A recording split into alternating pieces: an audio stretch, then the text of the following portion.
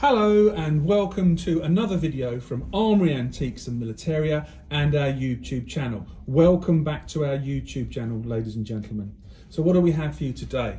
Well, we have some interesting ephemera and a little group of medals that came in recently that we'd like to share with you. And for you eagle-eyed collectors out there, you'll probably know what you're looking at, but some of you won't know. And when we talk about ephemera, ephemera simply means paperwork, associated paperwork, for those of you who don't know. So ephemera very rarely survives because obviously it's made of paper or it's photographs or whatever it might be. And quite often those items are destroyed, thrown away, discarded or whatever because people don't see any value in them.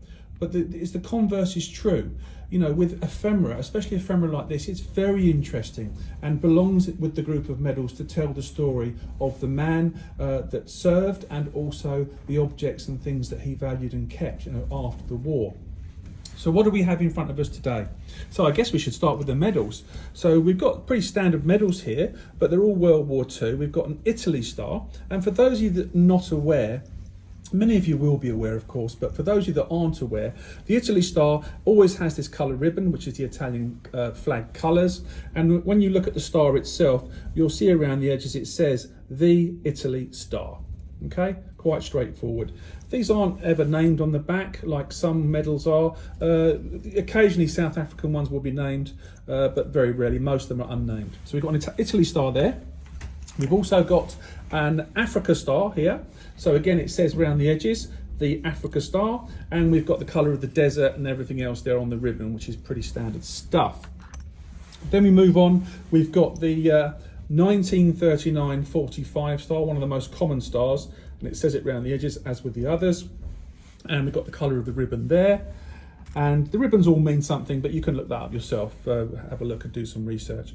We've got the war medal here, which is the standard war medal with the king on one side, and of course the iconography on the back with the dates 1939 to 1945. Always a good looking medal this. Yes, it's the most common one out there, but I really like the design. Okay, so they're the medals we've got. Let's pop those to one side for a second. And then we've got this lovely little, if you like, sweetheart brooch, where we've got the gentleman in the middle here with his side cap or slouch cap on, or side cap, and it's a nice picture. And he looks, when you look under a glass, he looks like he's in Africa sort of fatigues, which makes perfect sense given we've got the Africa star here because he served in that theatre of war. So that gives you a further indication of what we might be talking about.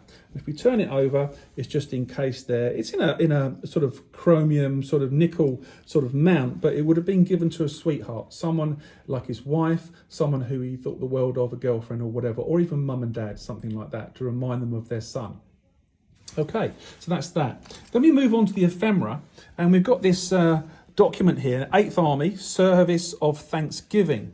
And it's quite fragile, but what's interesting around the edges is we've got all of the formation patches.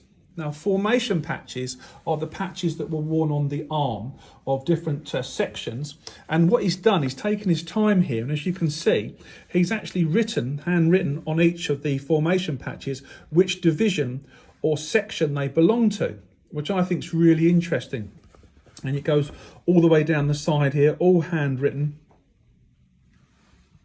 And the thing with formation patches is they're very interesting because normally you've got all different sort of iconography like animals or different creatures and shapes and all sorts of foxes and birds. And there you've got the jerboa, you know, that's typical of the 1st and the 8th Army.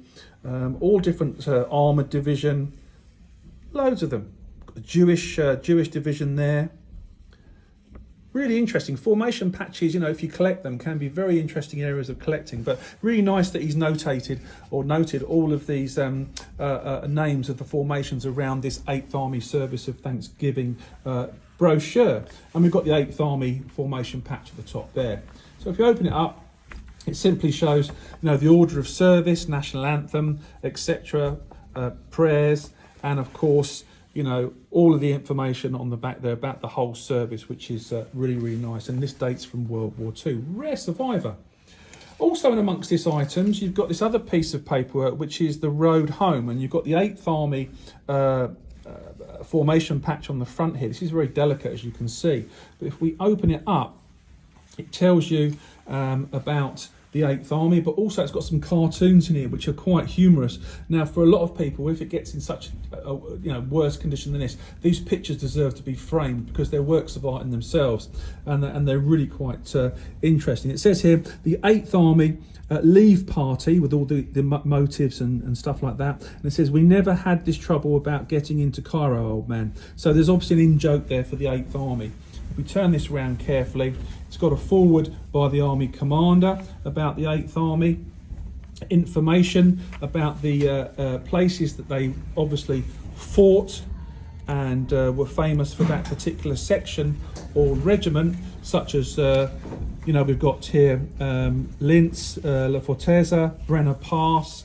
We've also got Innsbruck, Ulm, and it goes on and on, all the different sections where the 8th Army were and what they had to endure and the places where they fought in different conflicts. So really interesting. And what's nice about, at the end of it, you pull out this map and it shows you the route home for a lot of these guys when they came home from various places that are noted in the ephemera that we've been talking about. So that's really nice to have as well. So you've got an 8th Army one there with all the formation patches and marked around the edges in hand. You've got another one here which is really interesting, and of course we've got all of the medals that he earned, including the Italy Star, Africa Star, 1939-45 Star, and obviously the War Medal. But in addition to that, we've also got this 100 lira note, which is from the wartime period, 1943, and it's all been signed. Now, we haven't been through these signatures yet, but I'm sure that there'll be some names in here that may well be quite well known. And we've got 1, 2, 3, 4, 5, 6, 7, 8, 9, 10, 11. There's at least 12 on that side, and on the back here we've got further signatures. 1, 2, 3, 4, 5, 6, 7, 8, 9. There's 9 odd signatures on the back, so that adds to the interest when it comes to this 8th Army Desert Rats medal group and ephemera. So in conclusion then, what we've got here is, as I've said, we've got the main document, which is the service of Thanksgiving to the 8th Army, with all of the formation patches around the edges, which is a great reference as well. But a historical reference like this, all written on there, is just fantastic. We've also got the Road Home document, which is interesting as well and makes a nice set. We've got this 100 lira note, which also adds to the interest. Beautiful sweetheart brooch, which he obviously gave to family, girlfriend, mother and father, whoever it may have been. That's really nice with a photograph of him. And then, of course, we've got the medals, which I've described already, the Italy Star, Africa, 1939-45, and his War Medal. So I don't know about you, but I think it's a really, really nice group, something for someone to enjoy.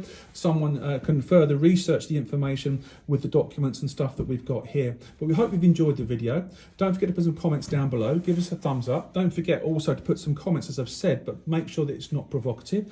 We're interested in any sort of comments that would add to the interest or knowledge to help other collectors, researchers and historians. In the meantime, look out for our next video. We do 30 videos a month, and we look forward to doing the next video for you very, very soon. Thank you for watching.